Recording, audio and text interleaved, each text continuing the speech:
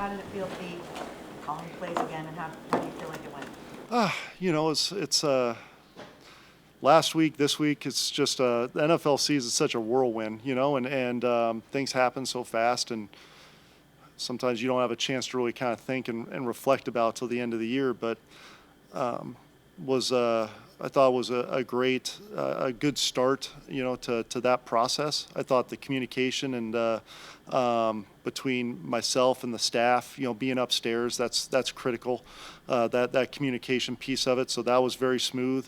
Kevin was awesome on game day with his communication and his input. What he was seeing. So I think that's critical to any time, as a play caller. If you're in the field, like, you really got to rely on the box, and if you're in the box, you really got to rely on the guys on the field. So felt good to be, back kind of doing that and in that process, in that routine, and now it's just kind of like we talked about last week. It's a very different process and routine, so it's good to kind of, maintain that as the weeks go here. Do you feel like you should have been calling plays from the beginning? No, I think, look, Kevin's done called plays at a high level in this league for a long time.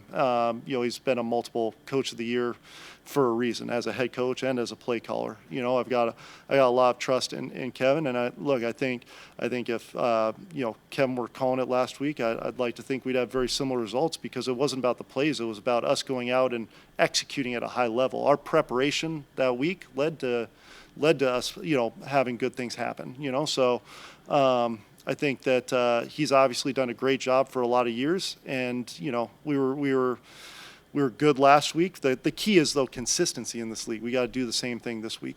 What does that vantage point up in the box provide you that you can't get? I mean, obviously, you can sort of see more, but for you specifically, what do you gain out of that from them being down on the field? It's a great question, because it is a very different viewpoint, and you see the game very differently. It's almost like playing a video game up there, you kind of see the big picture more so than just that, isolated on-field view, So the viewpoint's very different. You kind of see things unfold as it's happening, but you rely on the coaches down the field for kind of what's going on down there, the feel and the vibe of the sideline, and then their input on maybe sometimes, hey, if a DB's doing one thing versus kind of how you're seeing it. So, up there, you're really looking big picture more so than anything. So that vantage point is definitely very different than being on the field. Ken, if Hamilton holds on to that interception, everything is different. Mm-hmm. So my question is, how do you coach Winston to be more careful with where he's throwing the football? Yeah, I think that's a constant thing you're harping on the quarterbacks about. You're constantly talking about one, decision making and making sure we're doing the right things with the football, and then two, ball placement. Ball placement's huge for us to obviously guarantee completions and then maximize rack opportunities for our receivers. Whether it's them sitting down in space, offset throw, get knife and get north, whether it's front pad throws on runaways. And that example is, I think, is a good example of, little things that we can work on, whether it's technique or ball placement, to make sure we're not in those situations. What do you think the difference was for the offensive line and the significant improvement in their performance?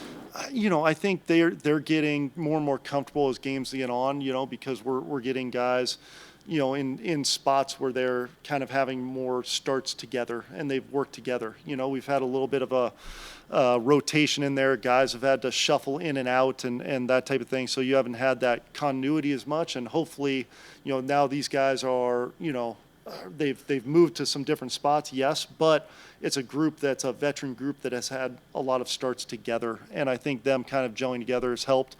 Hopefully we can continue to mix the run and the run game, the drop back game, the quick game, the play action game, and have a good mix to make sure that we're not one dimensional for them, especially because that's big in protection. And as much as we can stay multi-dimensional, that's only going to, I think, help those guys out up front. Ken, you mentioned the communication part on game day between you and just the coaching staff, but for Kevin specifically, that's the first time he hasn't had the play sheet where he's more of like a supporting role.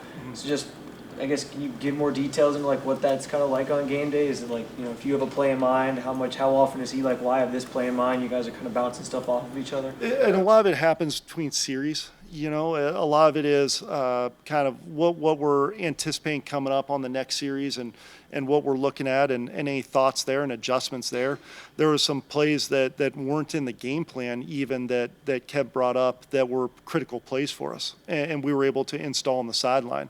And that was a lot of just kind of his experience and a lot of things that, you know, we've run here a lot in the past that maybe I haven't run as much in my past.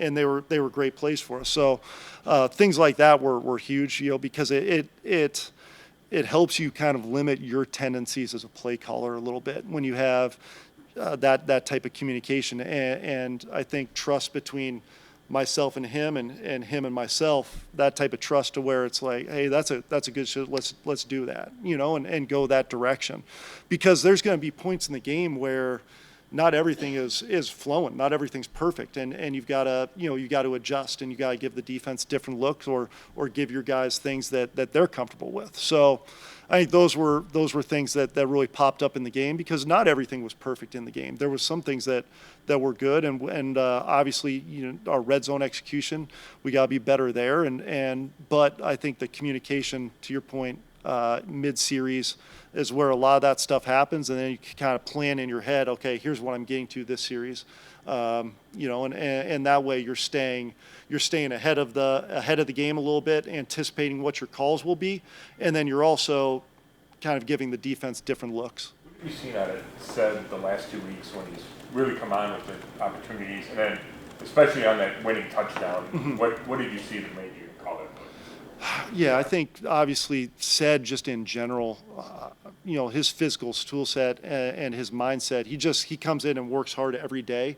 And so the way he plays is, and the speed in which he plays is the speed in which he practices. You know, he is flying around all the time at practice too. So I think that pops for me for a guy his size to be able to run like he can and get in and out cuts like he can. And then we ask him to do a lot for us. You know, he's in different spots and he handles it well. So, but those things are obviously big for him.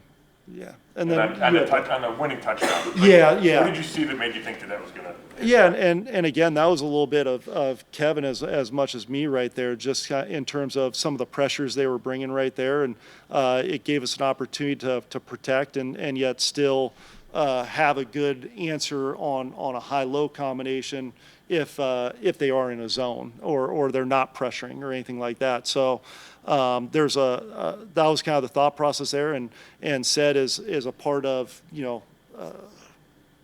multiple options on that route. And I thought that's where you're at your best as an offense if, hey, the quarterback goes and he's trusting what he's seeing and the ball's going to the guy where that the read dictates. And I think that was a great case of it, you know. Said's on that inside route right there. The read dictated going to him, so he took it. He's not trying to force it in that situation to JJ or force it to anybody else. He's just trusting what he's seeing based off of what the coverage is doing. When you're working on the game plan, how much, maybe it's more choice with Winston at quarterback instead of Watson? How does your preparation? Yeah, I mean, obviously, just different styles of play.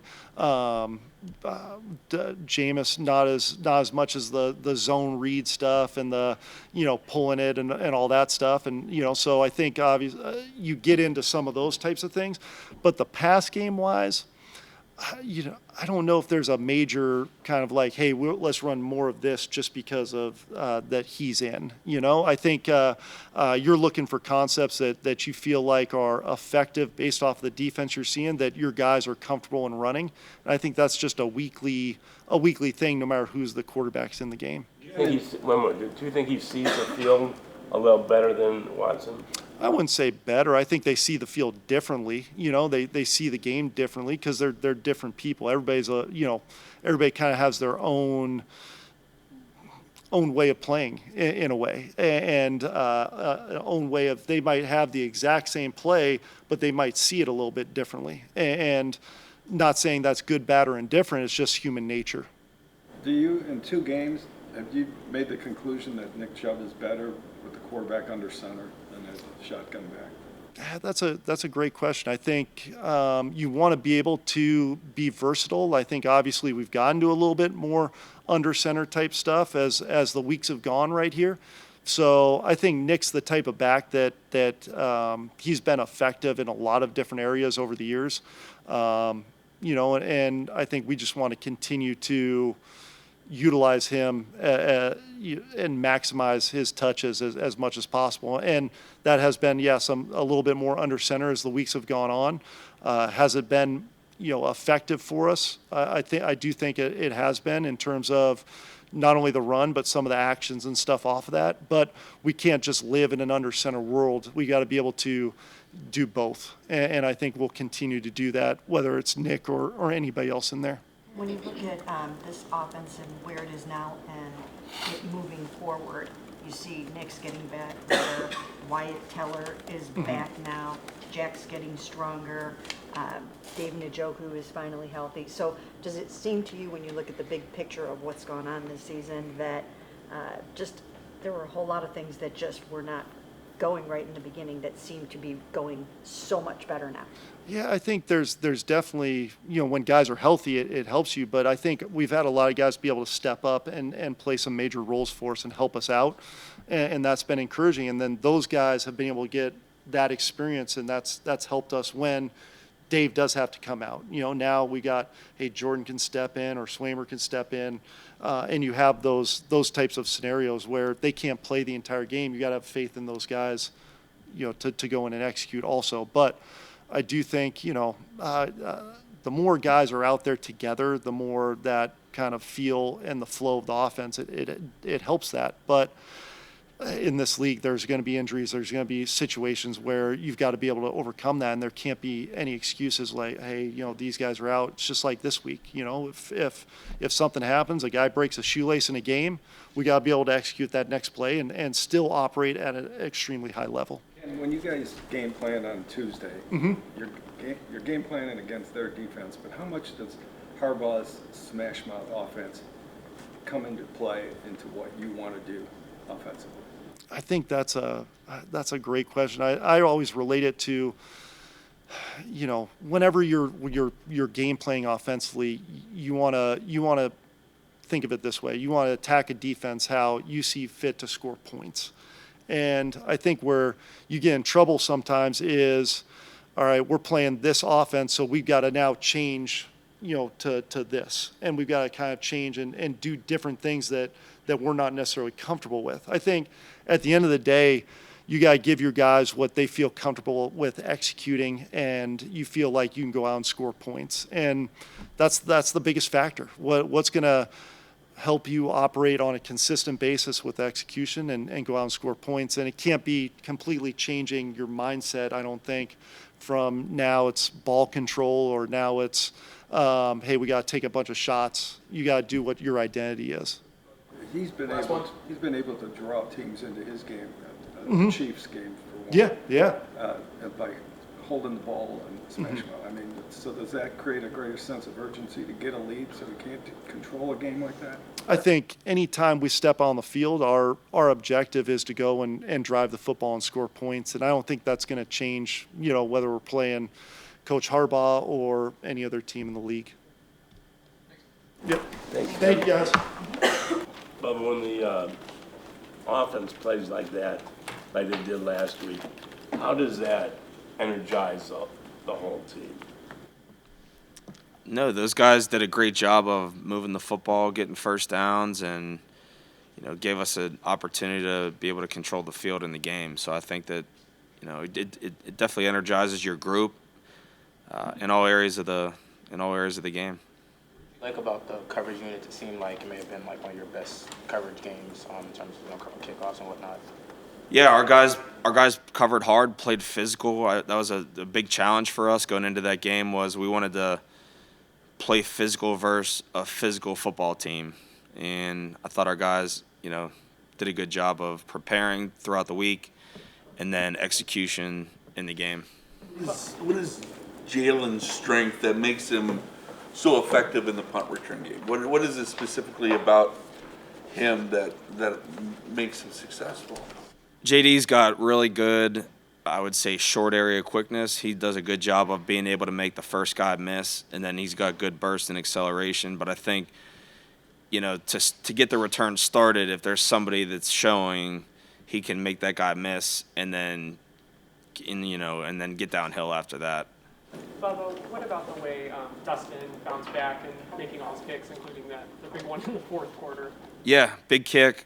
I would say the thing about him that shows up consistently is just the preparation throughout the week, the time on task, and I would say he does a really good job of self-diagnosing and correcting the problem. Like, he went back, watched some old stuff, corrected a few things with his mechanics, and then applied them into the practice week, and then, just kind of got back into a rhythm. So I feel like, he felt good going into that game, hit a good warm-up. And then obviously you get the results in the game. So credit to him for that. Look, our stadium's not easy to kick in. It's a difficult stadium. So I think he's done a good job. With Mike Hall, what have you seen from him when he's out there for your coverage units, and why did you think he could fit in there being, the bigger body guy?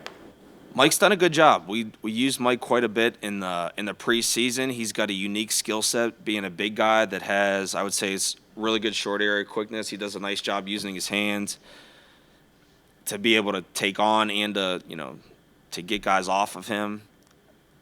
He's a disruptive player that is downhill and aggressive, tough kid. We obviously like his physicality and toughness, and I think that's something that embodies, a good special teamer. Speed, physicality, toughness. I think that he does that for us. Dicker's having a nice season. Do you feel like you guys can disrupt him, get some hands up, and try to get in his face a little bit? Yeah, we're gonna try to apply pressure every way we can.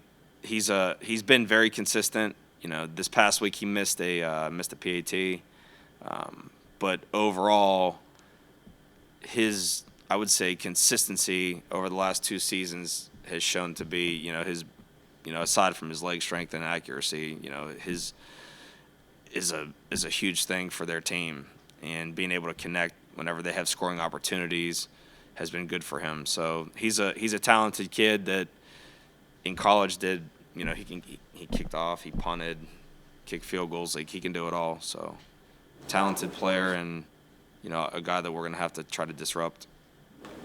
Mahmoud is playing more on defense now, but you've had him from the start. What do you like about him? What did you learn about him in your couple of years with him so far? Yeah, I think Mahmoud did a good job this offseason of, I would say, improving his body. To me, he looks bigger. He feels stronger to me on the field. I think he's playing with better play strength at the point of attack. I think last year he was a little, maybe I would say a little lighter overall. But I think that has shown up in you've seen his ability to play with strength at the point of attack and not get pushed around. Again, he's a tough kid, plays physical, and I think you're seeing more of that now that the play strength and the size have helped him out. What challenge does the Chargers return game give you?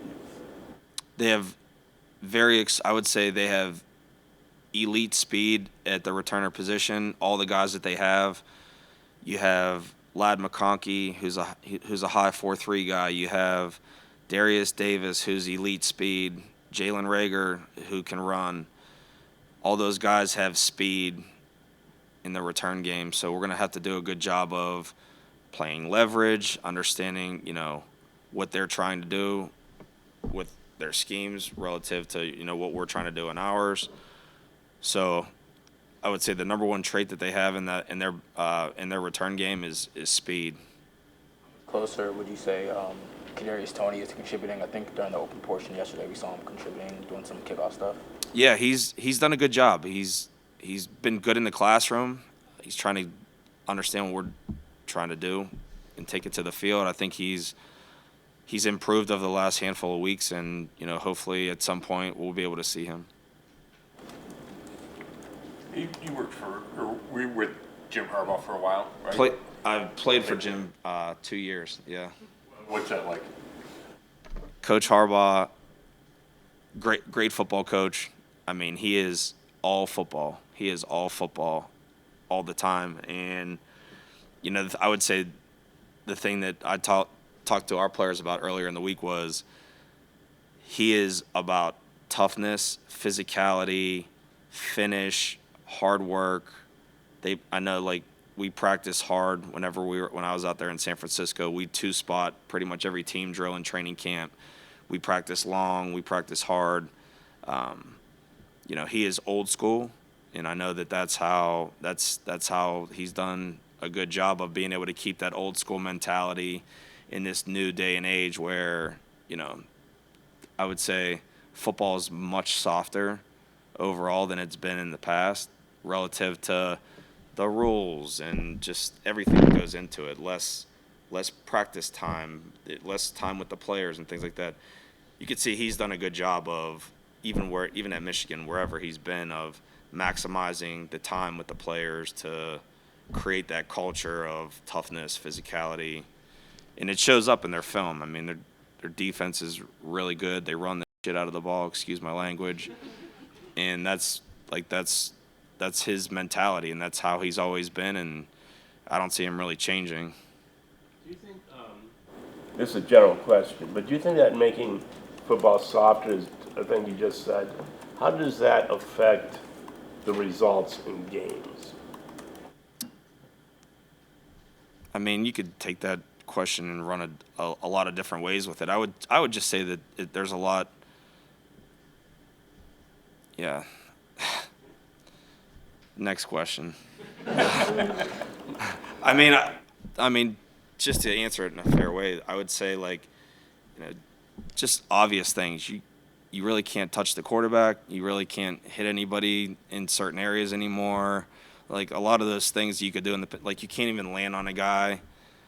You know, you can't sack a quarterback and land on him without it being a foul. Like, things like that. Like, I mean, you know, years ago, those weren't even, like, considered to be penalties. You turn on games that, you know, 5-10 years ago, and you see, like, all these things like, wow, that wouldn't happen in today's game. You know, so the quarterbacks are protected. The skill players are protected. So I think that's probably the biggest impact. Is it make it better or not? Depends on what kind of football you like to watch. You know, I mean, it is what it is. It's an offensive league. So. Very good. Thank you. Yep.